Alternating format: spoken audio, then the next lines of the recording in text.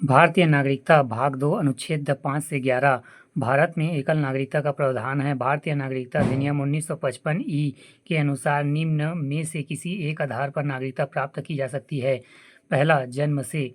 प्रत्येक व्यक्ति जिसका जन्म संविधान लागू होने अर्थात 26 जनवरी 1950 को या उसके पश्चात भारत में हुआ हो, वह जन्म से भारत का नागरिक होगा।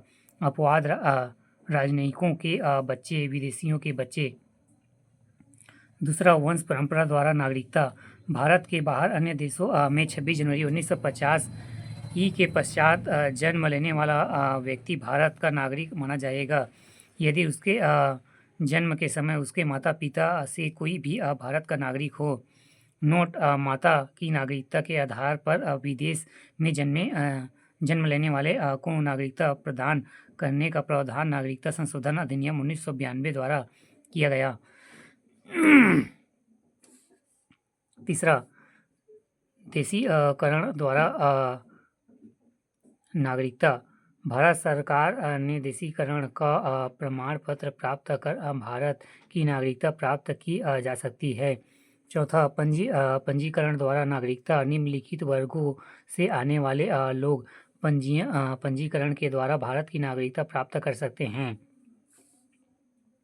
ए, वे व्यक्ति जो पंजीयन प्रार्थना पत्र देने की तिथि से 6 माह पूर्व से भारत में रह रहे हो। बी, वे भारतीय जो अविभाज्य भारत से बाहर किसी देश में निवास कर रहे हो। सी, वे स्त्री जो भारतीयों के विवाह कर चुकी है एवं भविष्य में विवाह करेगी। डी, भारतीय नागरिकों के नाबालिग बच्चे। ई, राष्ट्रीय मंत्रिमंडल देशों के नागरिक जो भारत में रहते हो या भारत सरकार की नौकरी कर रहे हों आवेदन पत्र देकर भारत की नागरिकता प्राप्त कर सकते हैं। पांचवा, भूमि विस्तार द्वारा। यदि किसी नए भू-भाग को भारत में शामिल किया जाता है तो उस क्षेत्र में निवास करने वाले व्यक्ति को भारत की नागरिकता प्राप्त की जा सकती है। भारतीय नागरिकता संशोधन अधिनियम 1986। इस अधिनियम के आधार पर भारतीय नागरिकता संशोधन अधिनियम 1955 ई में निम्नलिखित संशोधन किए गए हैं। पहला, अब भारत में जन्मे केवल उस व्यक्ति को ही नागरिकता प्रदान की जाएगी जिसके माता पिता में से एक भारत का नागरिक हो।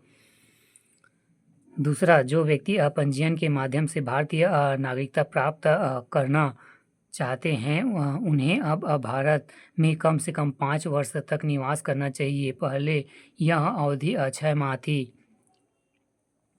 तीसरा, देशीकरण द्वारा नागरिकता तभी प्रदान की जाएगी जबकि संबंधित व्यक्ति कम से कम 10 वर्षों तक भारत में रह चुका हो।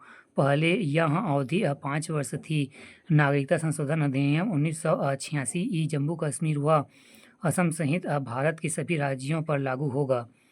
भारतीय नागरिकता का अंत निम्न प्रकार से हो सकती है। नागरिकता का परित्याग करने से।